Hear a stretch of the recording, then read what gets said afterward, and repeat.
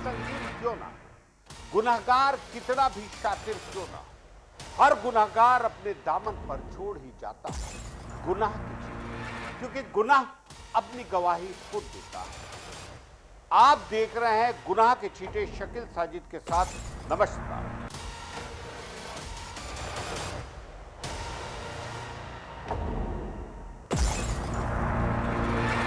क्या एक बाबा 17 जिंदगियों का गुनहगार हो सकता है? क्या अध्यात्म की आड़ में गंदगी का कारोबार चल रहा था?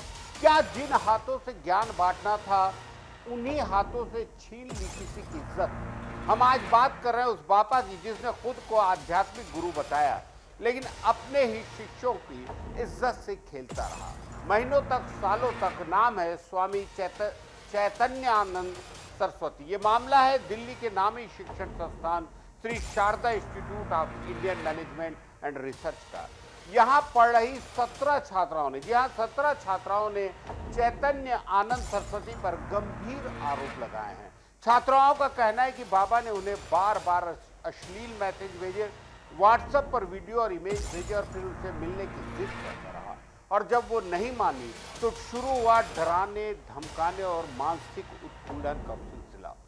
वहीं संस्थान की कुछ महिला फैकल्टी, वार्डन और अधिकारी भी शोषण को रोकने के बजाय उसे छिपा रहे थे और सहयोग कर रहे थे। देखिए खास रिपोर्ट। दिल्ली के वसंत कुंज इलाके में स्थित Shri Sharada institute of Indian management and research उस वक्त सुर्खियों में आ गया जब संस्थान की 17 छात्राओं ने संस्थान के पूर्व संचालक स्वामी चैतन्यानंद सरस्वती पर यौन शोषण, अश्लील मैसेज भेजने और शारीरिक छेड़छाड़ के आरोप लगाए।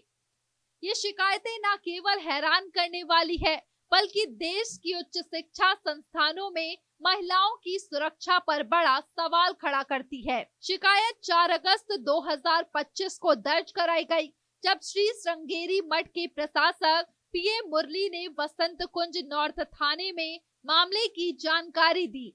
आरोपों के मुताबिक चैतन्यानंद, जो पहले पार्थ सारथी के नाम से जाने जाते थे, EWS स्कॉलरशिप पर पढ़ रही छात्राओं के साथ लगातार अभद्र व्यवहार कर रहे थे।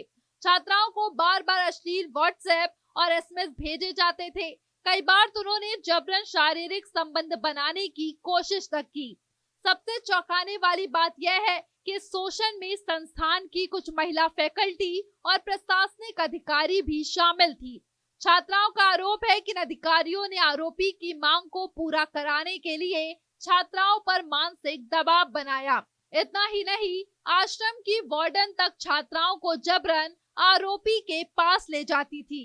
जांच में पुलिस ने अब तक 32 छात्राओं के बयान दर्ज किए हैं, जिनमें से 17 ने आरोपी पर सीधे यौन उत्पीड़न के आरोप लगाए हैं। पीड़िताओं ने अश्लील संदेशों के स्क्रीनशॉट, व्हाट्सएप चैट और अन्य डिजिटल सबूत पुलिस को सौंपे हैं। डीसीपी अमित गोयल ने पुष्टि की है कि यह कोई 1-2 बार की घटना नहीं, बल्कि एक सिस्टमेटिक सेक्सुअल अब्यूज का मामला है। पुलिस ने वसंत कुंज नॉर्थ थाने में भारतीय न्याय संहिता की कई धाराओं के तहत FIR दर्ज की है, जिनमें BNS की धारा 75(2) यौन उत्पीड़न, 79 अपमानजनक शब्द या इशारे और 351 2 आपराधिक धमकी जैसी गंभीर धाराएं शामिल है। इसके अलावा 16 पीड़ित छात्राओं के बयान पटियाला हाउस कोर्ट के माननीय JMFC के सामने दर्ज कराए जा चुके हैं।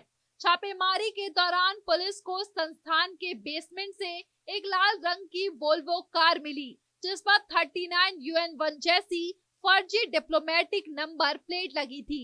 यह कार संयुक्त राष्ट्र के नाम की नकल पर आरोपी द्वारा इस्तेमाल की जा रही थी। यह खुलासा दिखाता है कि चैतन्यानंद सिर्फ यौन शोषण ही नहीं, बल्कि पहचान छिपाकर धोखाधड़ी भी कर रहे थे। संस्थान से जब्त की गई NVR, CCTV फुटेज और हार्ड ड्राइव को फॉरेंसिक जांच के लिए भेजा गया है। श्रृंगेरी मठ ने आरोपी से सभी संबंध तोड़ने का ऐलान किया है। अपने बयान में मठ ने कहा है कि चैतन्यानंद के कार्यों से उनका कोई लेना देना नहीं है। उन्होंने स्पष्ट किया है कि संस्थान AICTE से मान्यता प्राप्त है और पूरी जांच में मठ पुलिस का सहयोग कर रहा है। फिलहाल आरोपी स्वामी चैतन्यानंद फरार है। हालांकि पुलिस सूत्रों की माने तो उसकी लोकेशन आगरा के पास ट्रेस हो चुकी है और विशेष टीम उसे पकड़ने के लिए रवाना हो चुकी है। पुलिस का दावा है कि आरोपी को जल्द गिरफ्तार कर कानून के हवाले किया जाएगा।